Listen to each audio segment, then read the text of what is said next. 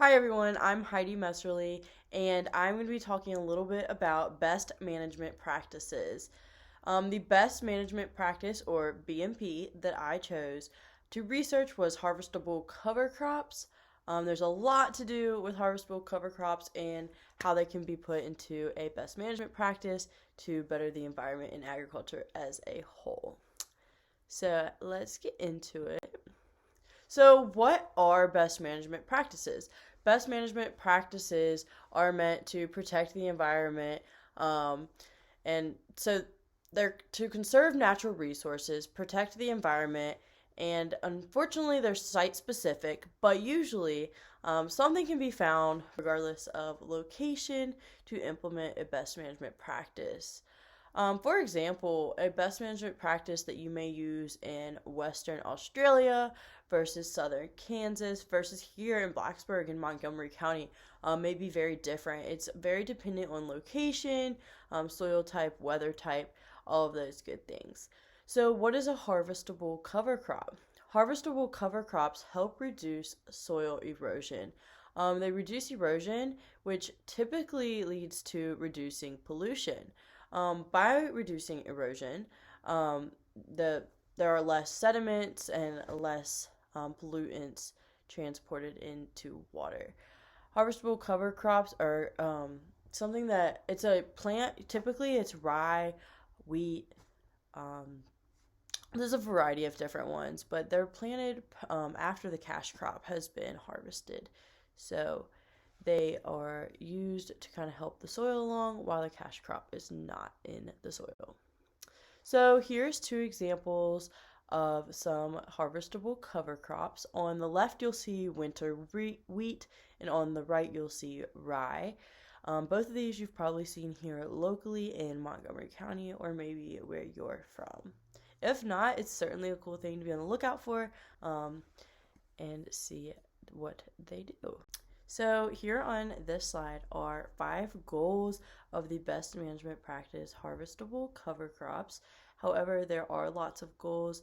Like I've said before, it is kind of location dependent.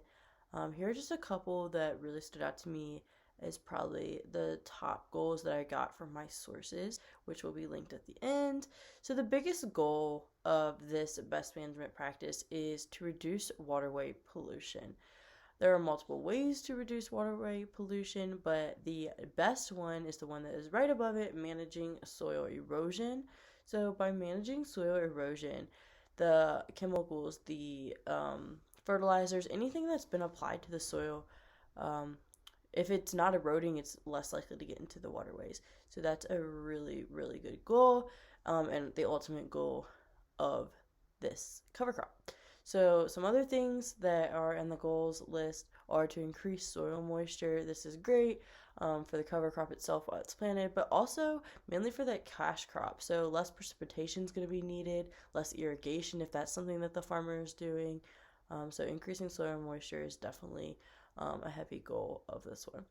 Another thing is to improve nutrient cycling. That one kind of explains itself, but nutrients needed for the plants to grow.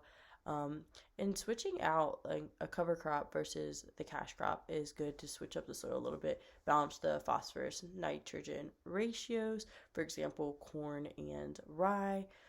So corn would be the cash crop, rye would be the cover crop. Another goal of cash crop is to suppress weeds. So when a cash crop is harvested, there's barren dirt left there, and then it's just kind of an area for weeds to grow. So by planting a cover crop, you're more likely to suppress the weeds and prevent it from being overtaken by weeds. Okay, so the benefits kind of tie in from the goals as far as weed suppression and prevention of soil nitrogen leaching, which is then again coming from the nutrient cycle. But having that cover crop reduces the erosion, it reduces the nitrogen leaching, and overall reduces waterway pollution, which is our biggest goal.